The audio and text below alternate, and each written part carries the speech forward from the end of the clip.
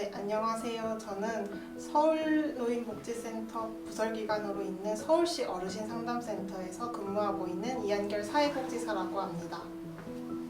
저희 서울시 어르신 상담센터는 서울시에 거주하시는 만 60세 어르신분들과 그 가족분들에게 상담 서비스를 제공하고 있고요. 주로 상담하는 거는 우울 상담, 그다음에 분노 조절 상담, 가족 갈등 상담을 주로 이루고 있고, 그 외에도 노년 설계 상담이나 민생 피해 상담을 진행하고 있습니다.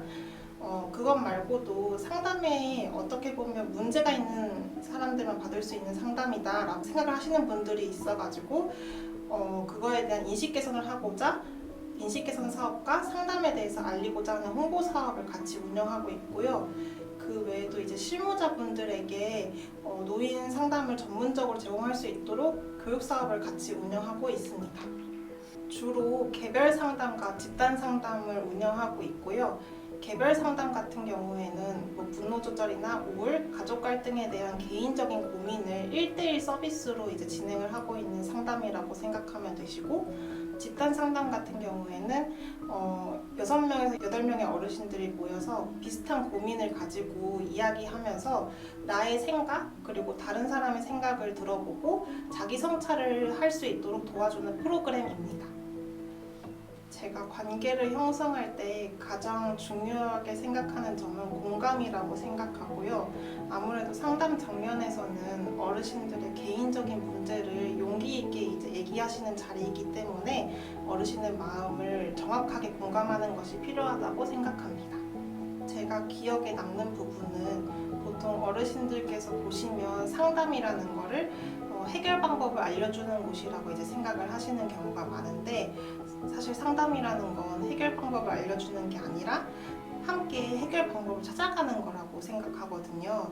근데 이제 어르신들께서는 해결 방법만을 원하시기도 하시고, 그래서 좀 난처한 경우가 많았어요. 특히 최근에는 어떤 어르신께서 이제 가족 갈등이 있어가지고 아들과 만나고 싶은데 이 방법을 알려달라고 하셔서 오셨었는데, 저는 이제 어르신의 이야기만 듣게 되고, 어르신은 또 이 상담사가 언제 해결 방법을 알려주나 이렇게 기다리고만 계시더라고요. 그러다가 결국은 어르신이 해결 방법을 알려주지 않으니까 버럭 화를 내시고 이제 돌아가신 적이 있었어요. 그때 장면을 다시 떠올리면 제가 너무 어르신의 이야기만 들었고 공감을 하면서 다른 방법은 어떤 게 있었는지 이런 거를 찾아봤어야 되는데 그러지 못했던 게 조금 기억에 가장 나고, 그래서 그 일이 있었던 이후로는 좀 어르신한테 상담이 어떤 것인지에 대해서 충분히 설명을 하고, 그다음에 어르신이 충분히 이해했는지 확인을 하고 지속 상담을 진행하고 있습니다. 어려웠던 상황으로는 제가 생각했을 때 전화 상담이 가장 어려웠던 것 같아요. 저희가 대면 상담, 전화 상담, 온라인 상담 이렇게 진행을 하고 있는데, 대면 상담과 온라인 상담 같은 경우에는 아무래도 어르신의 정보를 알고 그다음에 사전에 준비할 수 있어서 미리 알고 있어가지고 괜찮을 때가 많은데, 전화 상담 같은 경우에는 갑자기 들어오는 경우가 많아서 갑작스럽게 전화를 받는 경우가 있고, 또 어르신이 어떤 상황인지를 몰라서 그걸 바로바로 이해해야 되는 그런 시급성이 있어요. 특히 최근에는 어떤 어르신께서 전화를 하시자마자 나 지금 자살하러 가고 있다 이렇게 말씀하시는 경우도 있었거든요.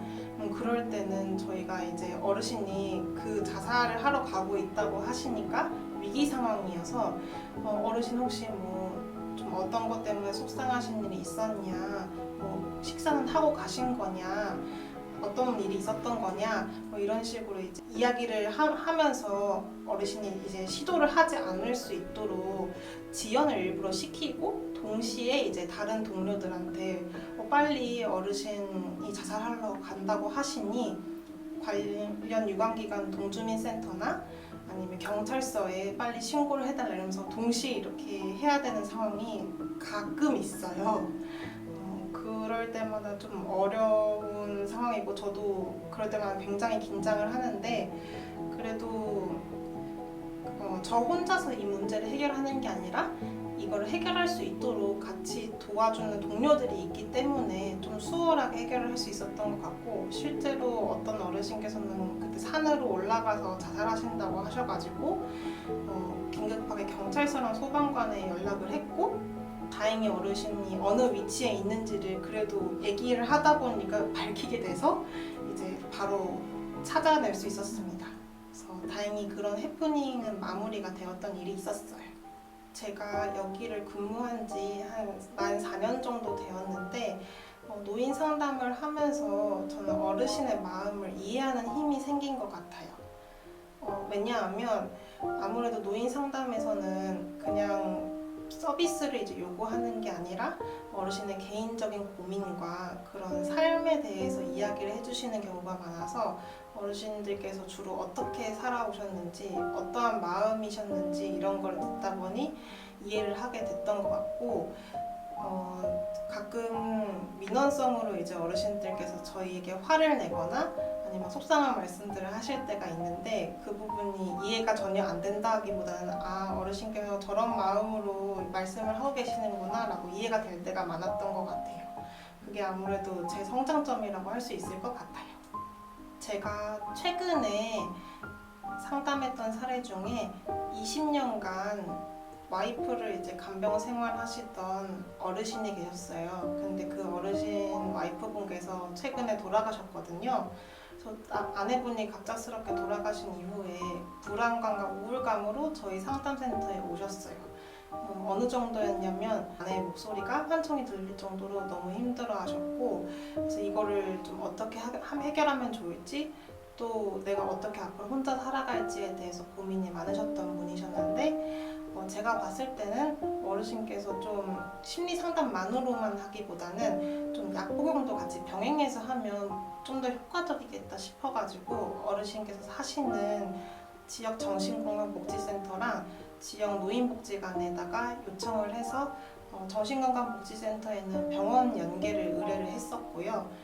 노인복지관에서는 어르신이 이용하실 때 좀 어떠신 상태인지 모니터링을 해달라고 요청했어요. 그렇게 이제 주변에서 어르신에 대해 관심을 가져주고 지지체계가 형성된다 보니까 어르신께서 점차 이제 불안감이 안정이 되기 시작했고 처음 만났을 때와 이제 마지막 만났을 때 모습을 봤을 때 확연한 차이가 있더라고요.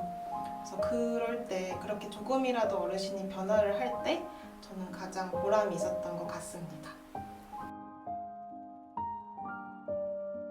어르신, 누구에게나 말 못할 고민이 있거나 걱정거리가 있을 때 저희 서울시 어르신 상담센터를 찾아주세요.